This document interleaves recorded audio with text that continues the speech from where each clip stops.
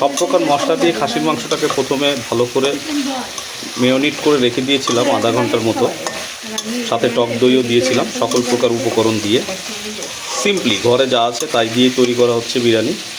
আমার একমাত্র ভাগ্নি আমার কাছে বিরিয়ানি রান্না খেতে চেয়েছে, যে মামা তোমার হাতে বিরিয়ানি রান্না খাবো, তাই আমি রান্না করছি ওর জন্য আর আমার ছেলের জন্য। সাথে কোয়েল পাখির ডিম আমি এক্সট্রা যোগ করতেছি, আপনারা চাইলে দিতেও পারেন, নাও পারেন।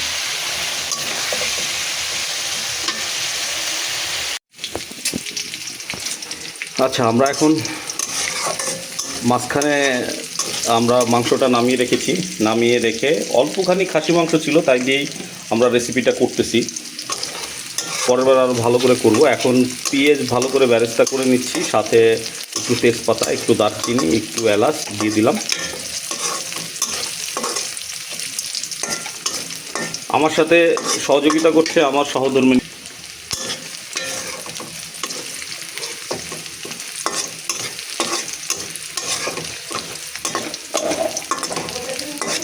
এখন এখানে একটু হালকা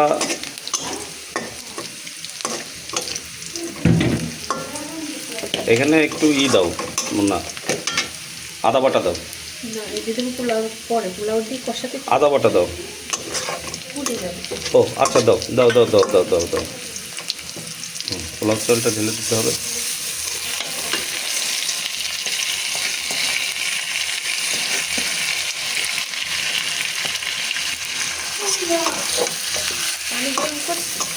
না, পানি গরম করিনি।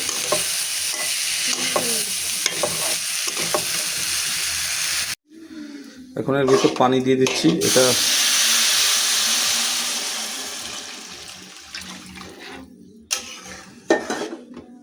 এখন জালটা একটু বাড়িয়ে দিতে হবে।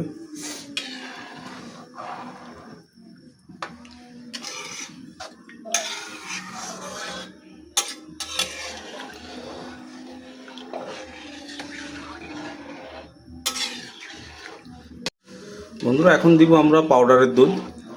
এখানে আপনি যে কোনো ব্র্যান্ডের পাউডারের দুধই ব্যবহার করতে পারেন, আবার কাঁচা গরুর দুধও ব্যবহার করতে পারেন, অথবা একটু জ্বালানো গরুর দুধও ব্যবহার করতে পারেন। এটা আর কিছু স্বাদের উপর নির্ভর করে এবং প্রয়োজনীয়তার উপর নির্ভর করে। দিয়ে ভালো করে নাড়াচাড়া করে দিতে হবে। এখন মাংস ঢেলে দিতে হবে।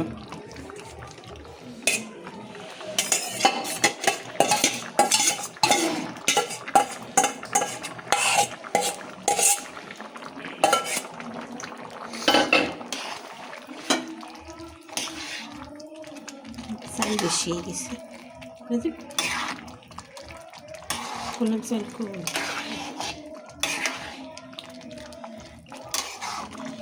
এখন ভালো করে নাড়াচাড়া দিয়ে এটা একদম হালকা জাল দিয়ে এখন ঢেকে দিতে হবে।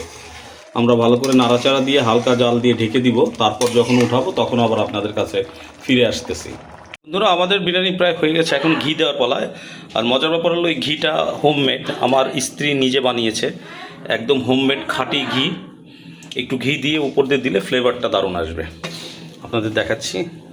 এখানে কোয়েল পাখির ডিম ব্যবহার করছি, প্রথমেই আপনাদের আমি বলছি কোয়েল পাখির ডিম, এটা জাস্ট দেখার সৌন্দর্যের জন্য। একটু ঘি দিয়ে দাও।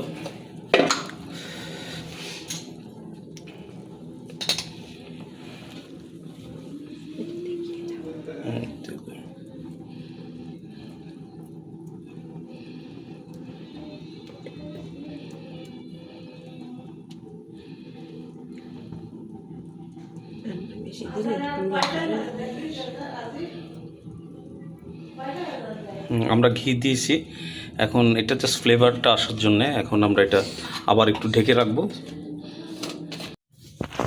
বন্ধুরা, এই যে সে আমাদের বিরিয়ানি অসাধারণ সুন্দর হয়েছে, খাইতে অসাধারণ স্বাদ হয়েছে। এখন প্রস্তুত।